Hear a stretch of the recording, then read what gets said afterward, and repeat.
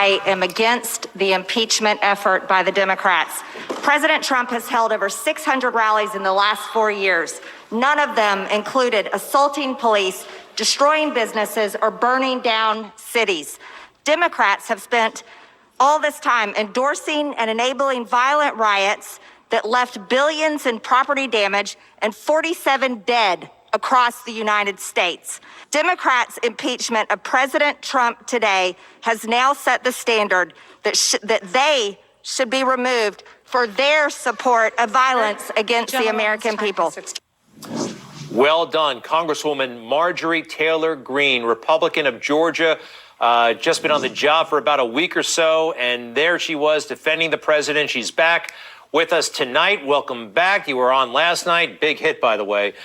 Welcome, Congresswoman. How do you feel about today, first of all? Well, I'm absolutely disgusted with what happened today. What the Democrats are putting the American people through is atrocious. It's a waste of our taxpayer dollars. And they're pouring salt in the wounds of 75 million Americans who voted for President Trump. This is not why I wanted to come to Washington. I wanted to actually work on real problems. But it's apparent that we definitely have real problems now, Greg. And this is why I wanted to come on your show tonight. I'm tired of Republicans that lay down and allow this country to be ravaged, allow Democrats to abuse their power and their positions. And I believe it's time for Republicans to stand up for the American people and do a good job in Congress. Very well. And yes, 10 or so Republicans did this as well. We'll have more on that in a bit. Congresswoman, I understand, though, you have something pressing, something important, and something new you'd like to share with everybody.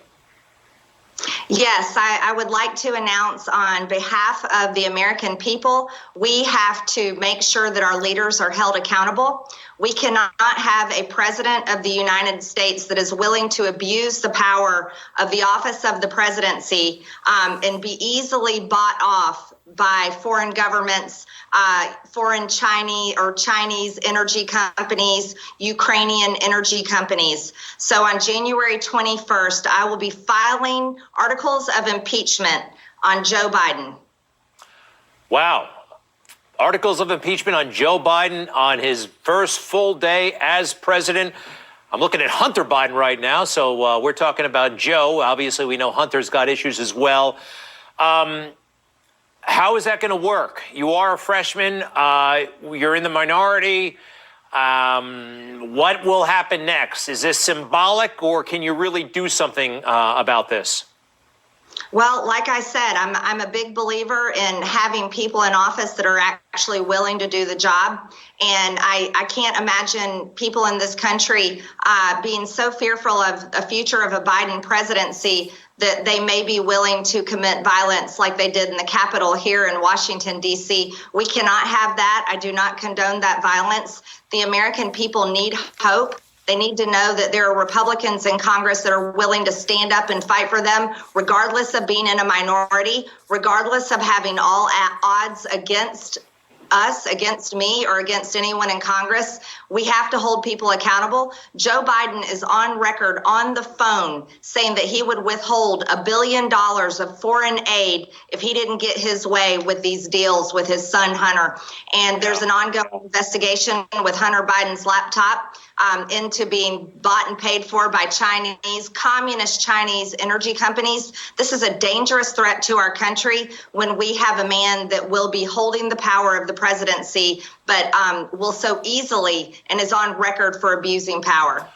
We're going to play that phone call. I'm going to actually make an arrangement to get it in a moment. But while we do that, I want to ask you, and I'm going to just play devil's advocate for a moment. I'm, with you on Joe Biden. His corruption, well, it looks very corrupt. Let's face it. It hasn't been proven 1,000%, but I think it looks very bad and warrants further investigation, definitely. But you just said a moment ago, you didn't go to Congress for this kind of thing.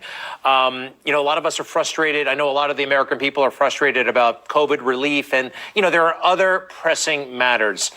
What do you say to that? That perhaps, we don't need yet another impeachment right after this one, 3 in a year and a half? Maybe let this one go. Just devil's advocate here.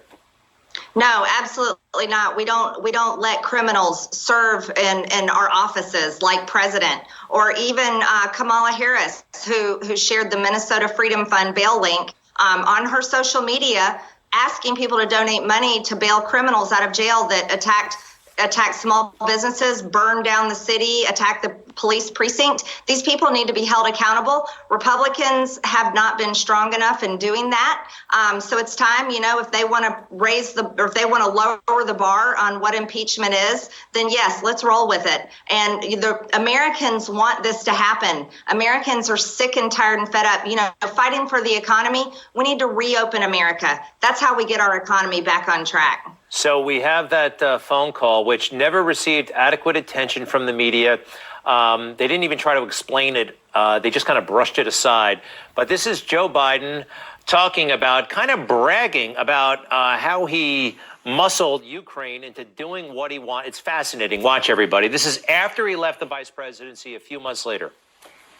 And I had gotten a commitment from Poroshenko and from Yatsenyuk that they would take action against the state prosecutor, and they didn't. I said, you're not getting the billion. I'm going to be leaving here. And I think it was, 6 hours? I said, I'm leaving in 6 hours. If the prosecutor's not fired, you're not getting the money. Oh, son of a bitch. Got fired.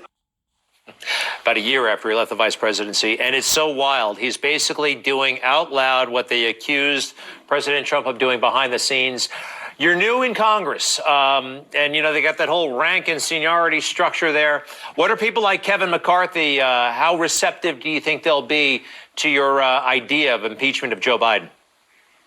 Well, I hope Kevin McCarthy leadership and all of my Republican colleagues will be receptive to the will and the needs of the American people. We don't need a man serving in the presidency of the United States that is guilty of committing the crime of abuse of power and is under investigation with Hunter Biden's laptop, his very own son. This is not the direction our country needs to go in, and I hope my Republican colleagues agree with me. We will be watching very, very closely. Representative Marjorie Taylor Greene, just how long have you been in Congress now? 10 days? It's been very, very eventful, and sorry again about what happened on the Capitol last week.